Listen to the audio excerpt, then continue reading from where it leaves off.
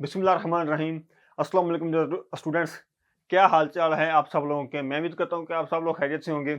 आज का जो टॉपिक है वो है सूरत अल बकरा के यानी कि इल्मी और अमली नुकात या खुलासा। काफ़ी अहमियत का हामिल है ये टॉपिक और काफ़ी रिपीट भी हो चुका है पास्ट के पेपर्स में।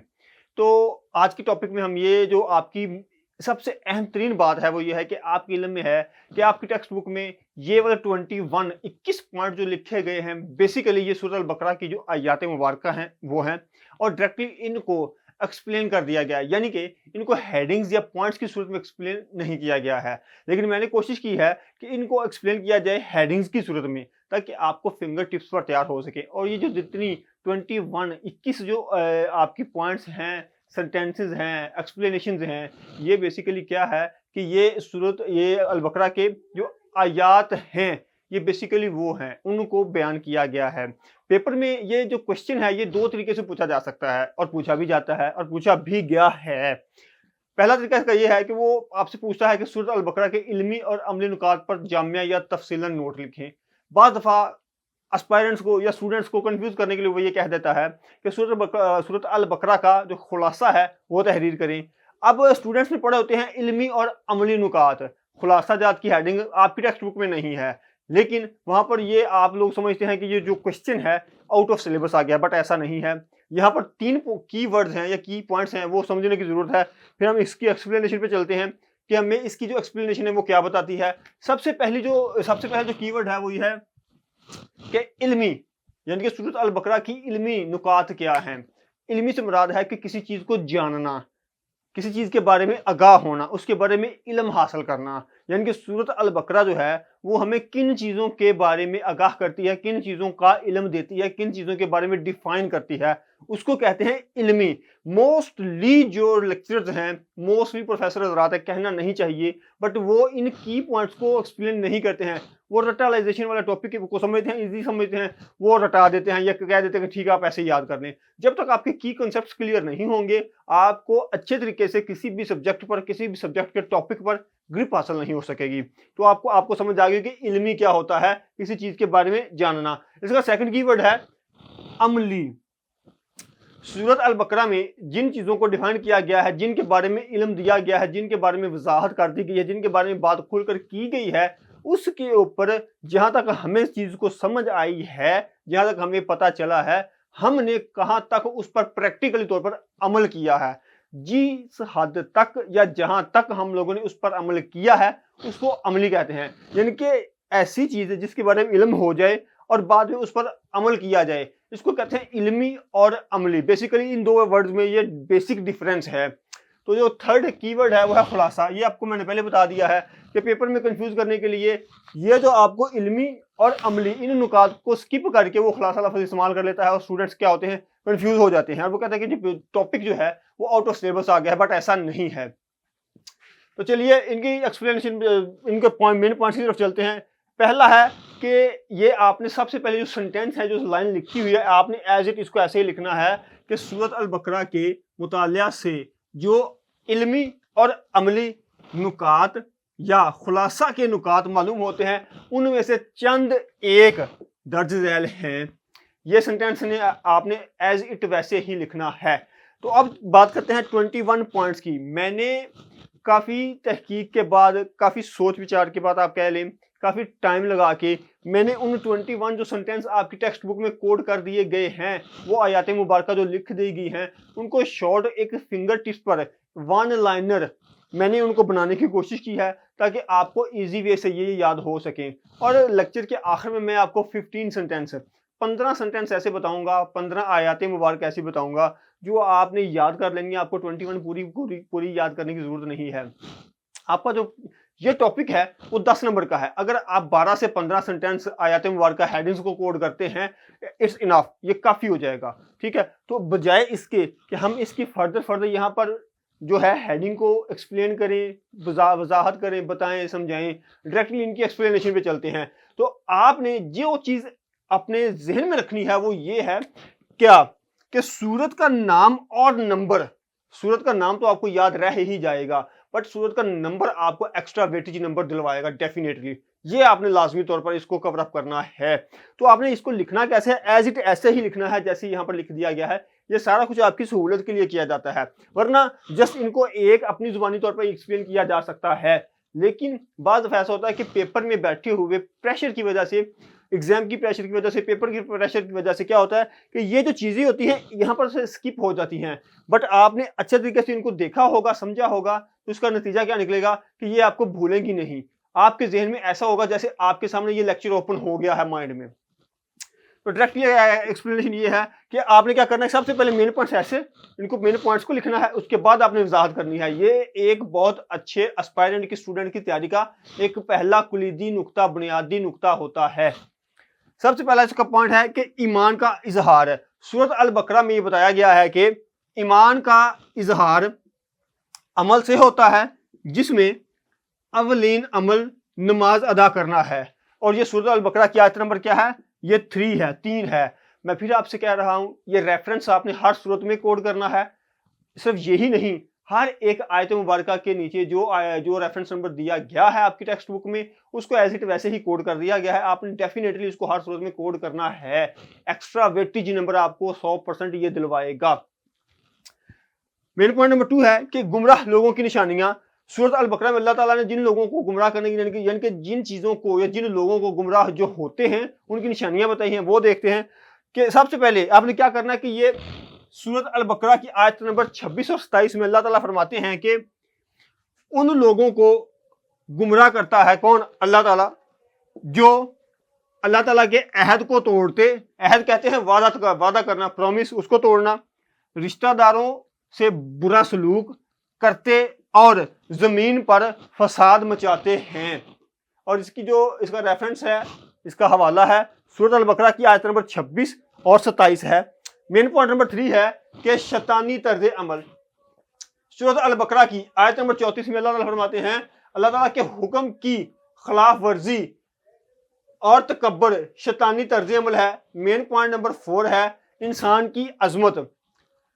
इंसान की अजमत इस बात में है कि भूल या खता हो जाए तो फौरन तौबा कर ले। सूरत अल बकरा की आयत नंबर 37। मेन पॉइंट नंबर 5 है कि ईमान वालों का शेवा। मुश्किलात और मसाइब में सब्र और नमाज के जरिए से अल्लाह ताला की मदद हासिल करना ईमान वालों का शेवा है। और इसका आपने है जो रेफरेंस कोड करना है वो सूरत अल बकरा की आयत नंबर जो है वो 45 है, 45।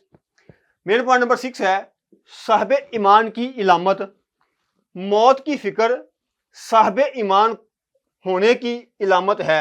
सूरत अल बकरा आयत नंबर 94। उसके बाद मेन पॉइंट नंबर 7 है कि आजमाइश और इम्तहानात सादत और फजीलत का हसूल मेहनत और कुर्बानी का तकाजा करता है। अल्लाह ताला अपने नेक बंदों को आजमाइशों और इम्तहानात से गुजर कर आला मुकाम और मर्तबे से नवाजता है। सूरत अल बकरा और इसकी आयत नंबर जो इसका हवाला है वो 124 है। मेन पॉइंट नंबर 8 है ईमान और अकीदे का मेयार। सहाबा कराम रजी अल्लाह ताला अन्हो के ईमान और अकीदे को मेयार और मिसाली नमूना करार दिया गया है। जो सूरत का हवाला दिया गया है वो आपको पता है कि सूरत बकरा हम पढ़ रहे हैं, लेकिन इसकी जो आयत नंबर है वो 137 है। मेन पॉइंट नंबर जो है वो 9 है अहले किताब का हसद। अहले किताब हजरत मोहम्मद सल्लल्लाहु अलैहि वसल्लम अल्लाह को खूब पहचानते थे कि आप सल्लल्लाहु अलैहि वसल्लम कौन है, बरहक रसूल हैं। लेकिन हसद और अनाद की वजह से जानते बूझते हुए उन्होंने आप सल्लल्लाहु अलैहि वसल्लम की रसालत का इनकार किया। रसालत से इनकार करने से मुराद है कि आप सल्लल्लाहु अलैहि वसल्लम के रसूल होने से इनकार किया। इसका जो हवाला है वो 146 आयत नंबर में है। जिक्र इलाही कामयाबी का जरिया। बंदा अगर देखना चाहे कि अल्लाह ताला उसे कितना याद रखता है तो वो देखे कि वो खुद अल्लाह ताला का कितना जिक्र करता है। जो अल्लाह ताला का जिक्र करता है अल्लाह ताला उसे याद रखता है, यही बंदे की कामयाबी है। सूरत अल बकरा आयत नंबर 152। उसके बाद 11 है मेन पॉइंट नंबर कि कामिल ईमान की इलामत। ईमान के कामिल की अलामत ये है कि बंदा सबसे बढ़कर अल्लाह ताला से मोहब्बत करे। इसका जो हवाला दिया गया है वो 165 आयत में दिया गया है। अगर बात करें पॉइंट नंबर 12 की, तो वो है दुआ की कबूलियत। अल्लाह ताला दुआ मांगने वालों की दुआ जरूर कबूल करता है। सूरत अल बकरा आज का जो रेफरेंस है वो है 186। मैं ये बार बार रिपीट कर रहा हूँ कि आप लोगों ने हर सूरत में ये जो रेफरेंस है इसको लाजमी कोड करना है। हर एक आयत के या नुकात के या पॉइंट के साथ इसको लाजमी कोड करना है आपने। और आप अगर हो सके तो लाजमी इनको पॉइंट्स की सूरत में ही लिखना है। ये आपकी प्रेजेंटेशन की जो खूबसूरती है उसको भी पॉइंट्स बढ़ाते हैं। और पेपर चेकर जो है वो बेसिकली आपके पेपर या इस टॉपिक को चेक नहीं करेगा, क्योंकि उसने जो पढ़ के चीज को ऑब्जर्व करना है वो उसको आप पॉइंट्स में ही डिलीवर कर रहे हैं। तो पॉइंट नंबर 13 है वह दुनिया प्रस्त और नेक प्रस्त लोगों की दुआओं में फर्क। हम दुनिया प्रस्त और दुनियावी चीजों की दुआएं करते हैं, वो आखिरत में नेमतों से महरूम होंगे, जबकि नेक बंदे दुनिया और आखिरत में भलाई की दुआएं मांगते हैं। इसकी जो सूरत है या आयत है वो 200 से लेके 202 तक है। उसके बाद पॉइंट नंबर 14 है माल खर्च करने की तरतीब। अल्लाह ताला ने माल खर्च करने की ये तरतीब बताई है कि पहले वालिदैन, सेकंड नंबर पर रिश्तेदार और फिर दीगर हाजतमंदों पर खर्च किया जाए। सूरत अल बकरा आयत का जो नंबर है वो 215 है। उसके बाद मेन पॉइंट नंबर 15 है इंसान का जो इल्म है वो नाकस है, यानी कि इंसान का नाकस इल्म। इंसान अपनी लाइल्मी या नाकस इल्म की वजह से फायदे को नुकसान और नुकसान को फायदा समझ बैठता है। सूरत अल बकरा आयत नंबर 216। मेन पॉइंट नंबर 16 है कौम के जवाल की वजह। जिस कौम में इज्तिमाई बुज़दिली आ जाए वो जवाल और हलाकत से बच नहीं सकती है। सूरत अल बकरा आयत नंबर 234। मेन पॉइंट नंबर 17 है वो है दीन में जबर नहीं। दीन में कोई जबर नहीं, यानी दीन कबूल कराने में किसी पर जबर और जबरदस्ती जायज नहीं है। सूरत अल बकरा आयत नंबर 256। मेन पॉइंट नंबर 18 है कि नेकी जाया करने वाले काम, यानी कि वो कौन से काम या अमाल हैं जिनकी वजह से नेकी जो की हुई होती है वो भी जाया हो जाती है। वो है एहसान जतलाना, दिखावा करना और तकलीफ देने से या तकलीफ पहुंचाने से नेकी जो है वो हमेशा जाया हो जाती है। सूरत अल बकरा आयत नंबर 264। मेन पॉइंट नंबर 19 है कि कर्ज के मामलात को तहरीर करना। कर्ज के मामलात को तहरीर में लाने और उन पर गवाह बनाने की तलकीन फरमाई गई है। सूरत अल बकरा आयत नंबर 282। उसके बाद मेन पॉइंट नंबर 20 है सूद का अंजाम। वह सूद से हासिल होने वाले माल में बरकत नहीं होती, इसका अंजाम मुफलसी और तबाही है। ये जो आयत नंबर है इसकी ये भी 282 है। उसके बाद आ गया था पॉइंट नंबर 21। ये आपका आखिरी मेन पॉइंट है अच्छे और बुरे अमाल पर इनाम। चाहे कोई भी इंसान जिसमें जेंडर डिस्क्रिमिनेशन नहीं है, यानी कि वो मेल है, फीमेल है या फीमेल है, कोई भी है, अल्लाह ताला की जो नज़र में है वो सबसे बेहतरीन वो इंसान है जो अच्छे अमाल करते हैं। तो वो क्या है कि हर एक इंसान को अच्छे माल पर क्या मिलेगा, सवाब मिलेगा, और बुरे अमाल पर जो इनाम के तौर पर उसको अजाब दिया जाएगा। सूरत अल बकरा की आयत नंबर 286 में अल्लाह ताला फरमाते हैं कि इंसान अपने अमाल का खुद जिम्मेदार है, उसे अच्छे अमाल पर सवाब और बुरे अमाल पर अजाब दिया जाएगा। ये आपको रेफरेंस पहले दे दिया गया है। अब ये आपके लिए एक्स्ट्रा इन्फॉर्मेशन या आपकी सहूलत के लिए एक मैंने पॉइंट ऐड किया है जो मुझे लगता है कि हर स्टूडेंट को इस हवाले से याद करना चाहिए। वो क्या है कि आसानी से याद होने वाले 14 नुकात, यानी कि इस टॉपिक में जस्ट आप लोग 14 पॉइंट्स याद कर लेते हैं, उसको अच्छे तरीके से 21 को याद करने की कतई जरूरत नहीं है। आप लोग जस्ट 14 पॉइंट्स को याद कर लीजिए।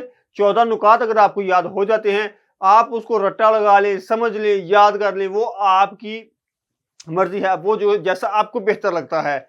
लेकिन मेरे मुताबिक ये 14 पॉइंट्स जो हैं, अगर आप इनको अच्छे तरीके से याद कर लेते हैं, तो आप एज इट इनको ऐसे लिखते हैं, आपके 10 ऑफ 10 100% नंबर वो आपको देगा। और वो पॉइंट कौन से हैं, मैंने उनकी नंबरिंग कर दी है। आपने उनको ऐसे ही प्रेजेंट करना है, लिखना है, डाटा जो है वो कोड करना है पेपर में, जैसे मैंने आपको एक्सप्लेन किया है।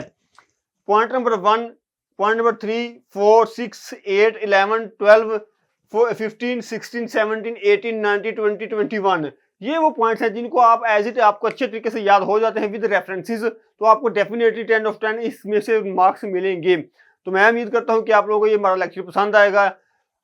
लेक्चर कैसा लगा है कमेंट्स में जरूर बताइए। नेक ख्वाहिशात के साथ, अल्लाह हाफिज।